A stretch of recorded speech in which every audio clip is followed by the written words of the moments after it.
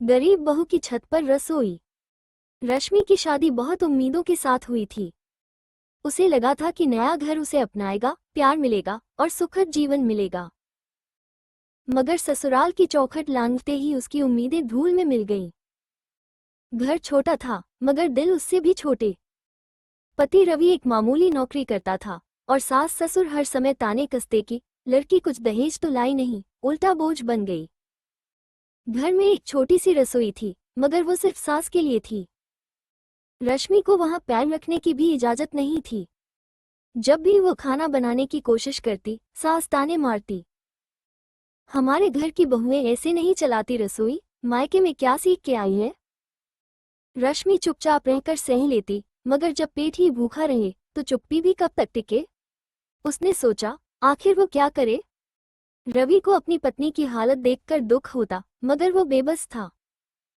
एक दिन जब सास ने साफ कह दिया कि इस घर में तेरी कोई जगह नहीं, तो रश्मि ने फैसला किया, अब वो अपनी जगह खुद बनाएगी। घर की छत खाली पड़ी थी।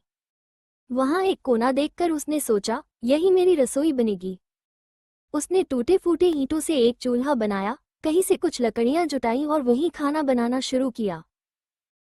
शुरुआत में ये छुपकर करना पड़ा, मगर धीरे धीरे रवि ने भी उसका साथ दिया।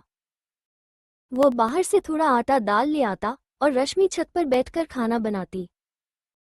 बारिश के दिनों में छत पर पानी टपकता, सर्दियों में ठंडी हवा हड्डियों तक चीर जाती और गर्मियों में तपती धूप में रसोई करना मुश्किल हो जाता। मगर रश्मि ने हार नहीं मानी। वो जानती थी कि यह सिर्फ उसके लिए नहीं, उसके पति के लिए भी जरूरी था। धीरे धीरे पड़ोस की औरतें भी उसकी हिम्मत देखकर हैरान होने लगीं। एक दिन एक पड़ोसन ने कहा, बहू, तुम तो अच्छा खाना बनाती हो, हमारे लिए भी कुछ बना दोगी। यहीं से रश्मि की तकदीर बदलने लगी। उसने छोटे पैमाने पर छत से ही खाना बनाकर बेचना शुरू किया। कुछ महीनों बाद उसने एक छोटी सी टिफिन सर्विस शुरू कर दी। अब वही सास, जो उसे ताने मारती थी, उसकी सफलता देखकर चुप हो गई। जब पैसे आने लगे तो रवि को भी सैलरी पर निर्भर रहना बंद करना पड़ा।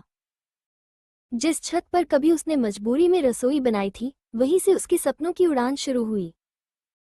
अब वो सिर्फ एक गरीब बहू नहीं थी, वो अपने पैरों पर खड़ी, आत्मनिर्भर और सशक्त नारी बन चुकी थी।